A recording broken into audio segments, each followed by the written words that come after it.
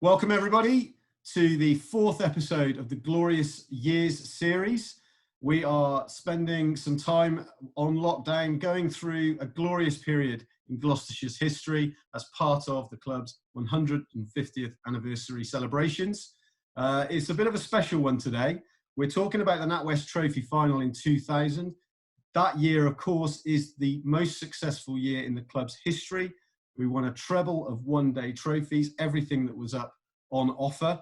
And discussing the Natwest Trophy final today, we have a captain-coach combo, which we're very excited about. Now, this match in question was actually the fourth successive Lord's one-day final for Gloucestershire, which was a record. And they would become the first county to retain the Natwest Trophy. Again, that was a record because this was the last year of Natwest's sponsorship of that competition. I suppose you'd say this was the height of the period of dominance of that Gloucestershire era. So it'd be fascinating to get into the how did it happen and what and why and the legacy of that. So we'll welcome our guests now. We have a returning guest to start with, who appeared on our first programme. This is a club legend. He lifted 7 one-day trophies for the county and a county championship promotion. Only Jack Russell has played for the club more in List A cricket, but no one has scored more runs or taken more wickets than this man in List A cricket. Great to see you again. Mark Alleyne, how you doing, Mark? I'm pretty good, Neil. Yeah, all good here. Yeah. Thanks for coming back. Obviously, we were reasonably nice to you first time around, so you've come back for more. Well, exactly. I mean, that first one was very memorable. But yeah, it's good to talk about it. You don't talk about it that much, so it's nice to jog the memory of some really good days. Yeah. Well, thanks for coming back, and I'll move on to our second guest, and a very special one it is too. Of course, a very good player in his own right. Scored over 1,000 Test runs, took over 100 Test wickets for his native New Zealand. He would coach his nation between 2003 and November 2008. He reached the World Cup semi-final, and during his coaching for New Zealand, they won their first Chapel Hadley Trophy against Australia. As a coach of Ireland between 2015 and 2017, he guided them to a T20 World Cup and, of course, Test match status. At Gloucestershire, where he had 2 stints between 1999 and 2003 and 2009 to 2015, he is revered as the coach who brought so much success during this period. And we're very pleased and excited to have you on the show. So welcome, John Bracewell. Hi. Thanks very much, Neil. It's great to have been invited from isolation in New Zealand. It's sort of like, as Mark said, you don't really think about these things that much, especially when you're sort of on your own travels. But it's neat to reflect on those days, as we will do tonight. And they were some really special times. Well, John, I mean, I'll just start with, obviously, lockdown for you over in New Zealand. How's it been going in general? And, you know, how have you been keeping fit? Well, it's fairly easy for me because my wife and I, we live in a 5.5 acre block in the north of Auckland. And so therefore I've got about 3 years supply of firewood cut now already. But eventually you do run out of things you can do for free. And the moment we got any sort of an inkling of any openings, everybody was lined up at the local hardware stores, picking up more paint and things like that. But we've got through it, and with minimal damage, but we'll see what the fallout of that is in regards to finance. But sport's back on tomorrow with full crowds. So I think everybody's looking forward to that, with going back to our national game in rugby, all blazing tomorrow. That's great stuff. I mean, we're really, really glad to have you on and go over a period of huge success for the club. You know, in episode 1, when we first spoke to Mark, we talked about, you know, this was the first success in '99 since 1977. So, you know, it was a long period of sort of trophyless years. And in having spoken to a number of the players involved up to now in these programs, a few things have come up sort of to the fore, I suppose, John. And I wanted to ask you about, when you came into Gloucestershire, what was your sort of outlook at that time? And, we'll get into some specifics, but do you remember sort of day one and how you wanted to approach the job? Yeah, I do. I remember day one really clearly. I got picked up at Heathrow, driven down to the club. So I was in my civvies, been travelling, and I looked out the window and the guys were at pre-season. So I just wandered out to practice, got in behind the nets and introduced myself, and Tim Hancock was batting in the nets at the time. I remember saying to him, you need to be more relaxed through the midriff. And he relaxed through the midriff and then hit the next one through the covers, and he says, thanks for that, you can get on the flight and go back home now. that was my introduction to Tim and the team. And so Mark was your captain. Did you kind of have special sort of early sessions with him to talk about how you wanted to go about things? Well, I probably spent the first season in reality more watching and learning. I looked at the history of overseas coaches coming into England, in particular the Australians, and they tended to come in with a bit of a big bash mentality of I'll change the culture to the way I do things. But I kind of wanted to watch and see how and what sort of culture it was, and how it evolved and how they'd go about it, how they go about their business, and how good were they. And so I spent a fair bit of time watching. We were lucky in that year in that we had obviously Courtney Walsh as our overseas player. So the games sort of ran themselves to a great extent. But what I did notice was that the guys tended to hide in the background their own particular abilities and over-reliant on Courtney doing everything almost for them. And I actually thought they were better than that. There was some really gifted skills in amongst them. But they were travelling the journey rather than coming to the fore and setting themselves out as stars on the stage themselves. They were part actors. And kind of at the end of the year, sort of like we just thought, these guys got to come to the fore. And I said to Colin Sexton, the CEO at the time, these guys could be really good one-day players. How much do we earn for a one-day win? And he says, it's worth about 50 grand. I said, Jesus, well, that's covering our budget. And away we went. And it was sort of a magical ride. Well, I mean, that's your point about the reliance on maybe Courtney and too few players has actually come out in the programs we've recorded. And I also wanted to ask you though about your approach to fitness, because what seems to have been a universal opinion is that Gloucestershire had the fittest team in the country at that point. I mean, Mark, from your side, was that noticeable that when John came in, your fitness was a big focus for the squad? Yeah, it was quite a natural thing to do in the end. It was all about evolving the game in the winter months. And naturally, you're not really going to practice for the whole winter. So we had to get the basis of that practice in place. And the training was definitely different. I mean, it was over a longer period of time. It was considered, it was, you understood what you were trying to achieve rather than maybe getting dizzy running around the field and doing laps. Every training session had a bit of a focus. The team that were leading it built up a nice rapport with the guys, and everyone bought into it eventually. It then made going into the season a lot easier. I mean, the focus was already there. The fan skill was there. So it was the kind of last block, if you like.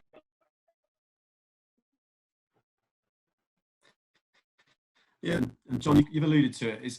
I mean, the signing of Ian Harvey seems to have been pretty crucial.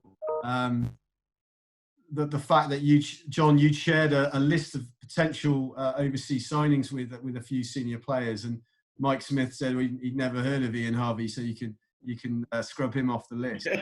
And then you turn up the following Monday and say we've signed Ian Harvey. But can you talk us through that signing and what you think was so important about it? I think that one of the most important things is actually he's a flawed genius. And so therefore he wasn't necessarily going to be the main event. And if you look through the finals, you know, somebody starred in every final, and it wasn't just a star. Mm. And Ian was that sort of guy because he had his faults. He was no different from every other guy. And so everybody could see in the side that not every great player is great at everything in terms of how they go about their life. And so he was as flawed as everybody else on the side and as talented as everybody else on the side. The difference with Ian is Ian loved the TV. So as soon as there was a camera, he showed up. He was an entertainer. And when you got quite a shy group, you need somebody like that who does want to be a bit of a showman. And to show that it's okay to be confident on the big stage. And he had that, but equally, you know, he had some other stuff that showed that he was mortal. Yeah, I mean, his record in pretty much all of the finals he played in was very impressive.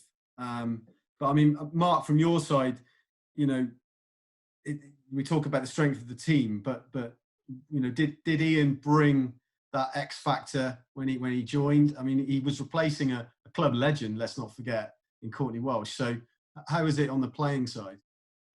Well, I mean, Ian did bring X factor without a doubt. Ian brought a lot of other things as well. Normally from duty free, but I think it was brilliant for the guys because, and it really probably tested John's leadership straight away, because Ian was never going to represent maybe the kind of cricketer he wanted physically, and the kind of shape that he wanted us to be in. You weren't going to get Ian down at David Lloyd putting in extra sessions, unless it was maybe happy hour, I think. But, you know, but the players dealt with that brilliantly and accepted Ian for what he gave as a person and on the pitch. And I think in a lot of ways, that understanding of each other and acceptance was really powerful, really powerful.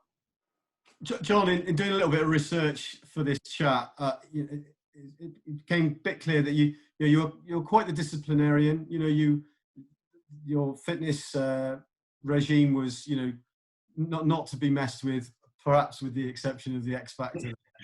And I was told that you often welcomed the opposition teams off of their coaches when they came to the ground, and would actually probably just scowl at them as they got off the coach. But were you aware of that sort of disciplinary side and it being different to what you'd inherited? Not really. I think that's just part of the evolution of me as a coach. You know, you're traveling a journey as well as a coach. You know, you're trying to find out what your philosophy is, your how you work.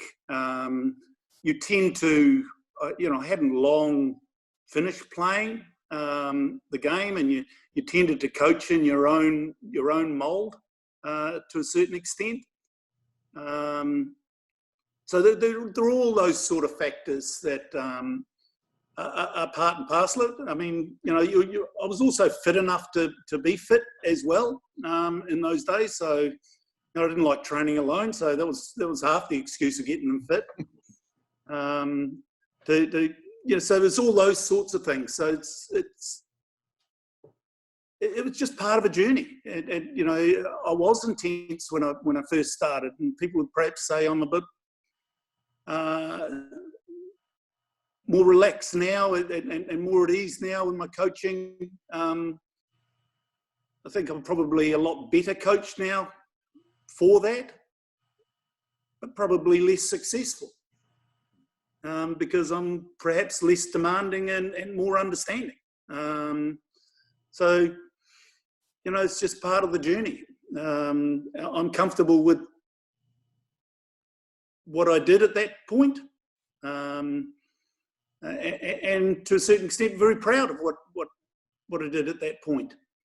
But you also make a lot of mistakes. Can I just qualify maybe some of what John's saying there? Because he talked earlier about seeing the lads in the nets for the first time, but obviously that wasn't the first time I met John. I sat at interview stage, and for the first time in Gloucestershire's history, we decided to maybe interview for that important position rather than give it to your best mate who might have just retired or something like that. And I remember distinctly going through all the candidates, and they were all talking about, oh yeah, I've been following Gloucestershire for the last 35 years, ball by ball, and I know everything about the club. And it really stood out from John to me when he said, I am on a bit of a journey. I see Gloucestershire as a big stepping stone to international coach management. And straight away that resonated with me, and I thought, that's the guy. It wasn't the kind of, excuse me, I hope this is going out after the watershed, about how great Gloucestershire are. He was there to do a job, not just for us, but also it was part of his job as well. Yeah, I'd quite like to sort of move into the fact that we've covered 1999 and these 2 cup wins, and I suppose as a club going into those big matches as underdogs. We're now in the 2000 season. Was there something about going from being the plucky underdog to actually now, expected to win and being the favourite? Was that a change in the mindset for you all, or was it just a process of evolution? I mean, Mark, from the playing side. From the playing side, I generally didn't buy into the underdog stuff, to be honest. I understood the players that we had, not just the playing 11, but the squad. I trusted them implicitly.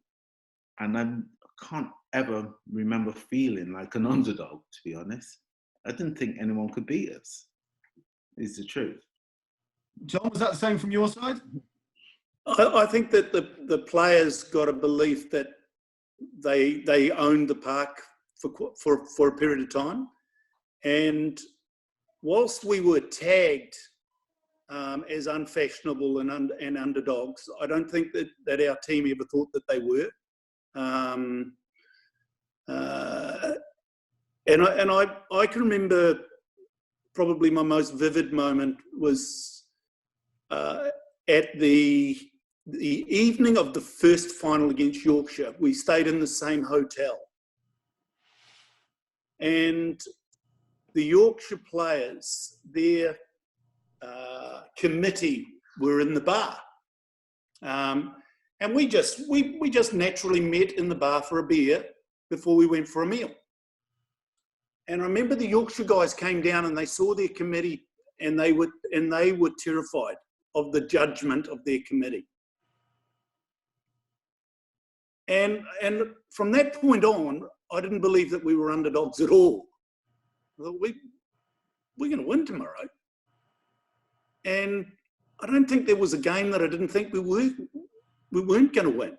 And that's just kind of the way it was. We were better organised than most teams. We were ahead of most teams in our game planning. And we had the personnel and key personnels in the right places to win matches over 100 overs. Yeah, I'd like to now get into the Natwest Trophy because the defence of the trophy starts in really quite controversial fashion. A defeat to Worcestershire, but a match that had to be replayed because Worcestershire fielded an ineligible player in Captain Mark Alleyne, and then a close run, five-run victory in that replay. John, do you remember that time and that process? Yeah, I do remember that. No, we thought we'd been beaten and we headed home. And I had a call when I got home from the CEO saying, look, something's happened. They played an ineligible player. A committee member has rung me. In those days, committee members were right into their stats and historical stats and things like that. And they generally knew more rules than we did. Your supporters and things like that. So somebody had rung them and said, look, so we're going to have a look and see what happens. And they reported it, and as a team, we accepted that we were being beaten. But we were given a reprieve, and it wasn't easy going. They had Glenn McGrath as their overseas player, who was pretty phenomenal on their wicket, which was a low little seamer. And he was hard to play against. We held our nerve, and then I remember we had to go then get on in our cars and go to Leicester, I think, and play the next day. And I said to the guys, I said, eat at the first takeaway you can find. Don't get to the hotel and wake up in the morning with crumbs in your belly button from room service, because you'll still be carrying that tomorrow. I don't care what crap you eat, but eat it early. And we turned up in the next game against Leicester. We were beaten for all money there too, and all of a sudden, Ian turned it on, and we took a victory, from defeat. So it was a difficult little journey, but it showed our character, and it showed our resolve, and it showed our growing resilience as a group. Yeah, in terms of resilience, the replay and the fourth round, so the 10-run win over Leicestershire, was actually captained by Jack Russell, because Mark, you were injured, I believe. Yeah, that's right. I played in the defeat at Worcestershire. I didn't play in the replay because of a tricky lumber 4. But I realised then how painful it is watching from the side, because I watched the Worcestershire game and it was getting quite tense right down at the end. I think Martin Ball might have been bowling near the end and kind of got us over the line there. And I didn't go to Leicestershire, but watched that one, I think, on teletext, which was an absolute nightmare. It was about 20 minutes behind, and when it pauses and you think, oh, something's happened, but I don't know what. And ever since then, I thought I can't miss any more cricket. Watching from the side is an absolute nightmare. Yeah, the close run element of that then led into quarterfinal and a semi-final, both in Bristol. And Mark, we did speak in episode 1 about batting first, which you did in both these games, and squeezing the opposition with a total on the board.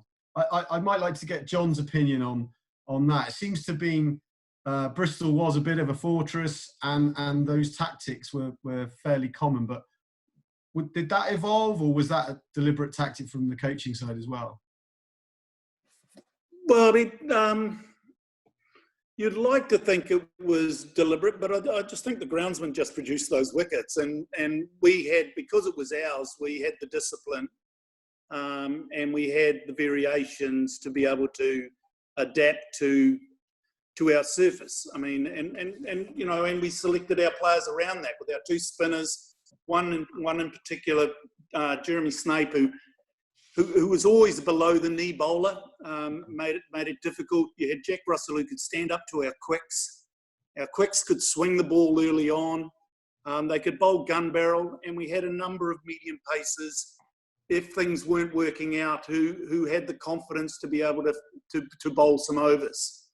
But we also had a fielding side that knew what the bowlers were trying to do.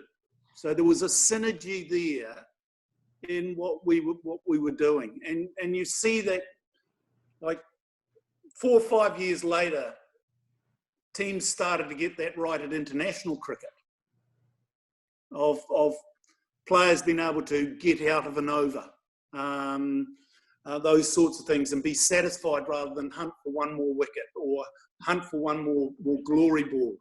Having that discipline and that selflessness to say, I've done enough in this over, we now are applying pressure. And that accumulative effect of not going for glory allowed the people like the Mike Smiths and the James Averisses a little bit later on, and Ian Harvey, to dominate that last 10 overs the way they did. And that came about through the way we started, the way we screwed, and the accumulation that put pressure on towards the end. And they were selfless in the way they went about that. We heard in our last programme from Jeremy Snape that the fielding was such a focus, and he made the point that, you know, you weren't afraid to have one of your best fielders down at third man if it was felt that was the most likely place the ball was going to go. But of course, back in that day, this is pre-T20, that was very innovative. You know, was that part of the whole change of your coaching philosophy? Well, it's just the understanding that fielding has to be enjoyable, and for it to be enjoyable, you have to engage and be interested in what Martin Ball's actually trying to do. And the moment you are interested, you're engaged, therefore you care, therefore you try harder. And that's just, you know, the smarts of Mark as a captain. I've been able to put people in the right position, given the likelihood that that's where the ball is going to go. That just makes sense. Now they call it a science, and there are stats about it. But this, you know, this is the day of instinctively knowing your cricket and your cricketers. And you know, these guys were very intelligent cricketers. You know, they were very intelligent cricketers. They can't be underestimated, their cricket intellect. But also their cricket egos. That ability to be able to bury your ego for the greater cause. Yeah, I think that's come over really strongly in every programme we've done. And you know, now if we look at the final itself, against Warwickshire, 4th successive Lord's final, I'm going to take as an assumption that you did not prepare any differently for this match than you did for any of the others, because that seems to have come through. But Mark, a question I suppose is, the anomaly of this final is the whole of the first day, or the Saturday, was rained off. So this was an unusual set of circumstances. Did that affect your preparation, and how did you go about that Saturday? Well, it probably affected Saturday night more. We had to have an earlier night on the Saturday. Yeah, it's really disappointing. From a player's point of view, we understand rain and we get it. But we know we had a lot of family, we had a lot of other friends that would have travelled down to make a big day of the Saturday, and they got no cricket. So that was really disappointing, and we really felt that.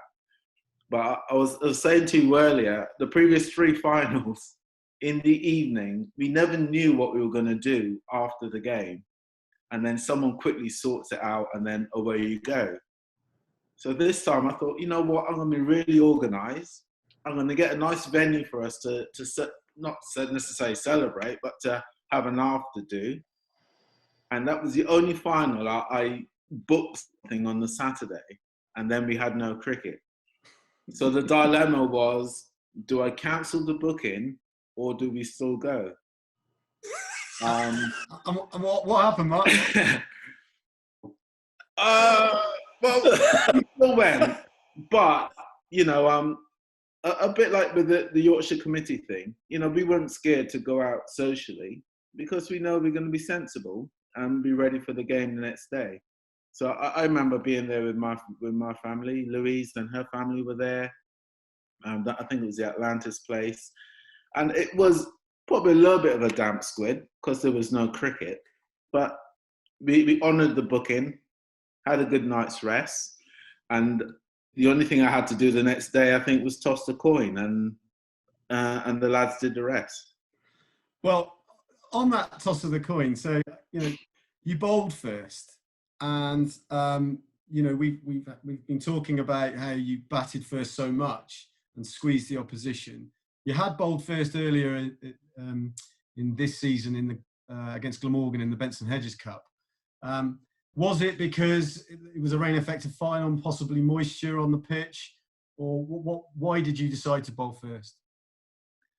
Well, this is really interesting, and I can never really remember the conversations we have about these things because John, actually, we obviously seek each other's opinion, but he did trust me kind of implicitly on some things. And I really can't remember how the discussion went on that particular one. But there was another final where it just felt right to bowl, and I couldn't explain why, but it did. And I remember when there was 60 for no wicket, I was kind of thinking, oops, kind of got this wrong. Anyway, that was the John Rose final, but we'll come back to that another time. I think this one might have been a bit more straightforward, but I can't remember exactly, you know, how the discussions went, to be honest. Looking at their total, so 205 for 7 in the 50 overs. Mike Smith at his absolute miserly best, 3 for 18 off his 10 overs, which, you know, John sort of talked about Mike a little bit. But I was interested to sort of note Tim Hancock bowled a full complement of overs to a couple of wickets. Tim wasn't a regular bowler, but what was it on the day that made you throw the ball to him? Well, the players, we've got that flex in the team, and there's some conditions that suit certain bowlers. Tim actually was a skillful bowler when it came to kind of swinging the ball, much better than I was. I was probably more of a seamer. And I don't think the intention was to give him a full set of overs, but he started so well, you know, just kept him going, and he was doing a great job for us.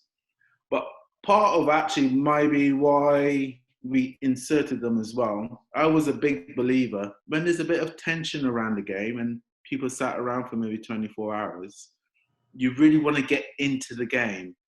And there's no better way of getting into the game as to starting it all together as one group on the field. And the Warwickshire lads would have to, you know, kind of isolated a little bit as a group as they kept trudging out. But we had guys that can exploit any condition, to be honest.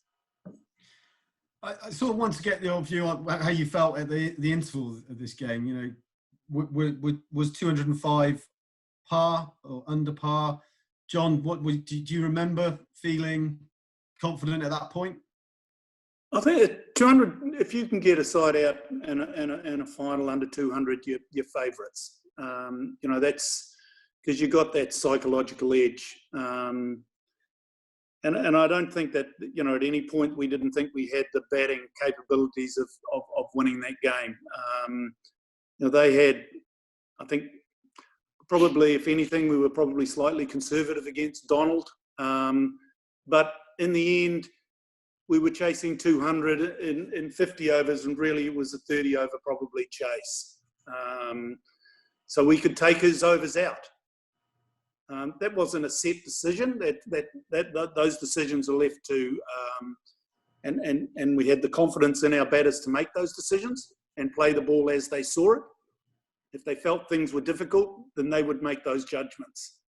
And you know, you had a guy like Kim Barnett who with just oodles of experience of playing games, who could read those situations pretty well, calculate them, and get those messages back to us fairly quickly. So guys, the next 2-3 guys in had reasonable clarity about what was coming at them and what they had to do. I did actually want to ask you about Kim Barnett, because he'd actually played in the previous Lord's final in 1998. So this was his 5th successive Lord's final as a cricketer. And he played in the very first NatWest Trophy in 1981. So you mentioned his bundles of experience. Once again, he scored runs, 45 on this occasion. Mark, was it, playing with someone as experienced as that, was that helpful to have him at the top of the order? Oh, extremely helpful. Because one, you know of his ability anyway. The way he batted, you knew it's going to dominate the opposition's thoughts, because he was really unusual, walking in from square leg. And then he kind of took Timmy under his wing. Once his kind of midriff was loosened up, Timmy was away and he really thrived within that partnership as well. But yeah, Kim kind of absorbed a lot of the opposition's thinking to start with, and in some ways, they kind of neglected some of the other guys in and around him who just banged scores out every week, every round, and contributed really well. And Kim just kept it on an even keel. No, he was really important at the top of the order. I wanted to ask also about Alan Donald, and John's mentioned you taking out his overs. He actually won the Player of the Match award for this game. He was miserly. Now Ian Harvey hit the ball got caught deep in the leg side, was out for 47, and then the rain came at 122 for 3. Now you never would get back on. Of course, Alan Donald in his last ever showpiece final, had some overs still to bowl. So, I'm guessing you were pretty confident you'd have chased if you'd have come back on. But was that? Did the rain come at the wrong time in terms of the chase anyway for you?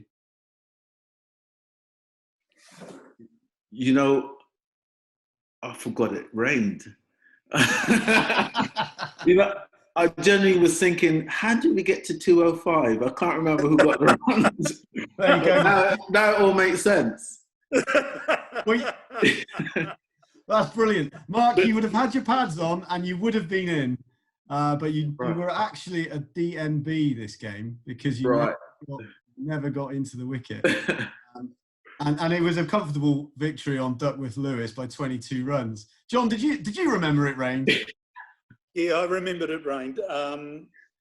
There was a sense that with the rain and the weather around, that it could get a little difficult. But Harv, he took a punt, as he was likely to do, and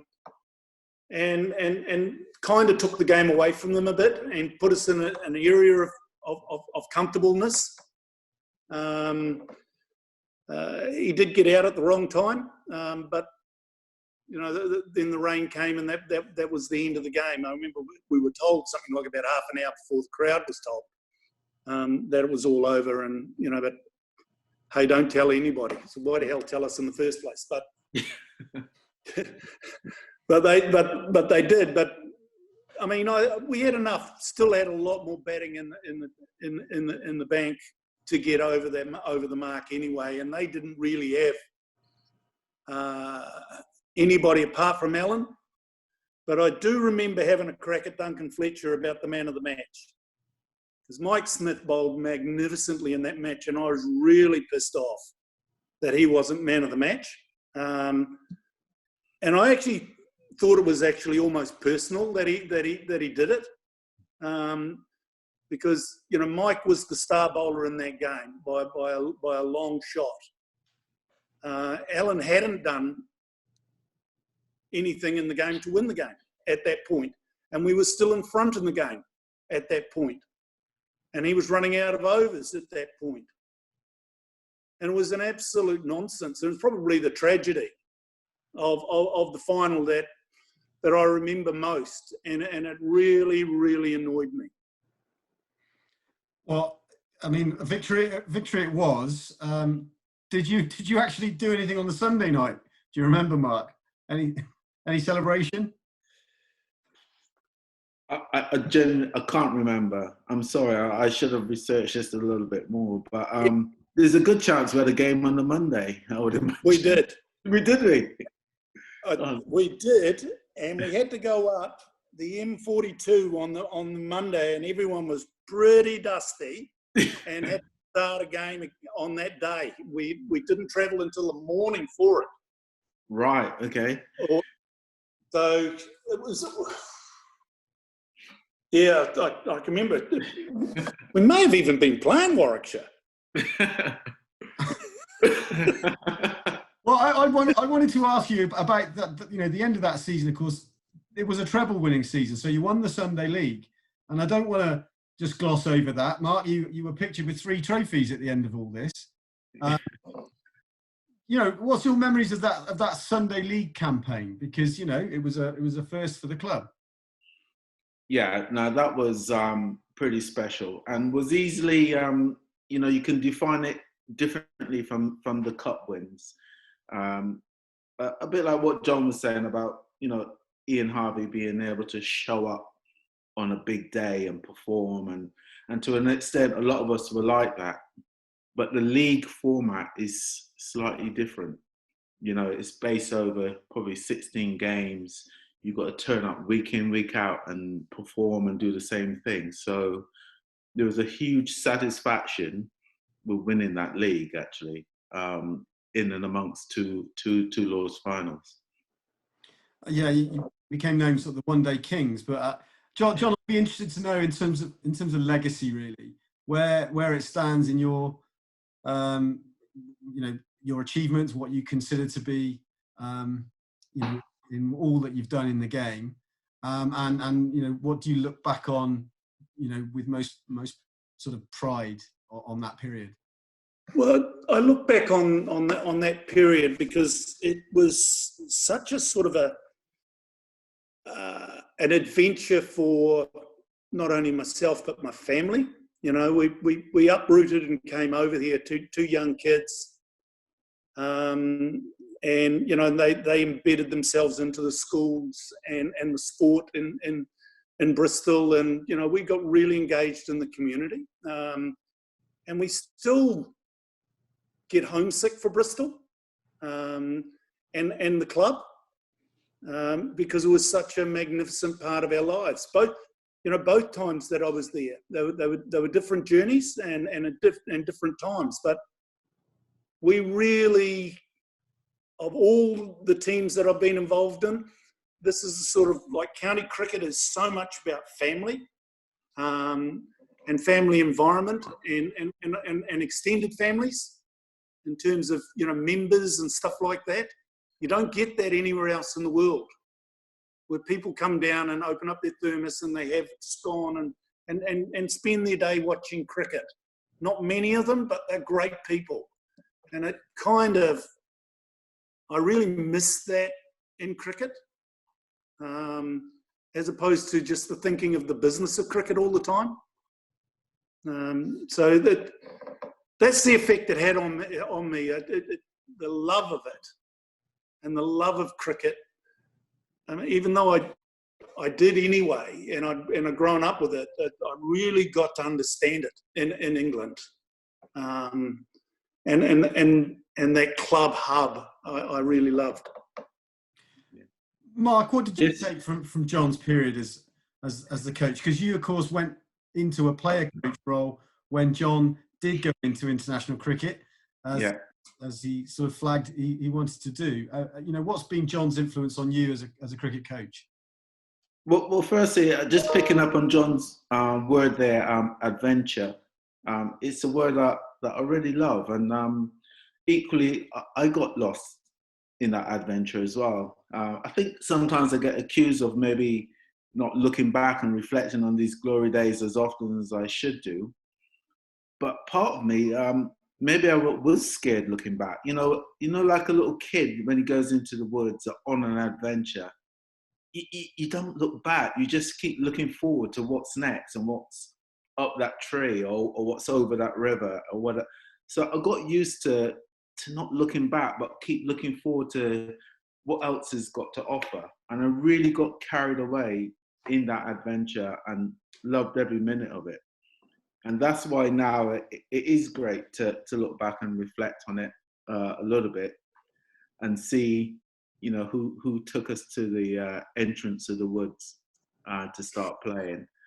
And it was, I remember the interview distinctly, and it was really great meeting John then. I didn't know that would be the start of the adventure, but it was fantastic years for sure. It did cause a little bit of a problem leading into my coaching career, because obviously everyone expected the excellence that John brings. I bring something a little bit different to John, but as you would expect, it is about a team. It's about the dynamic of the group, and you've got to get that dynamic right if you're going to move forward. And maybe I didn't have the chance to get that dynamic as spot on, and wasn't as successful as John, but I enjoyed that little venture anyway, as it was.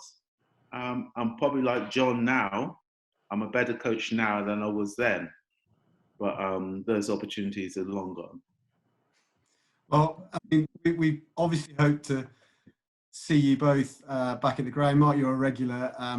But John, if you hit these shores again, the club will be celebrating its 150th anniversary, more likely next year than this. But obviously, please give us a shout if you're in and around, and we'd love to see you. Thanks so much for joining today. Neil, just one point on that, what Mark said. It's very hard to coach alone. It's like living life alone. It's very hard. Sometimes you really get lucky with a marriage, and sometimes you really get lucky with a partner, because no one's just one complete thing. So my strengths and Mark's strengths combined to make an outstanding partnership that made that side click. And they were completely different strengths. Mark had such an instinct for the game, and I had a planning for the game. And that was kind of my role, just to set him out so he can let him play. And so we were lucky. Not everybody gets that lucky to have that opportunity. And we were lucky we had some really good kids that wanted to go on a journey and got on the bus and travelled that journey. But in particular, the two of us were very lucky that we were matched up. Look, it's been fun for me to hear about, all that period, but of course the dynamic of the coach and the captain. John, wish you well. And as I say, next time you're over in these shores, obviously, please, there's lots of fans who would like to say hello to you. Thank you for joining us both, John Bracewell and Mark Alleyne. Thanks, Cool. guys. Thank you. Thank you very much.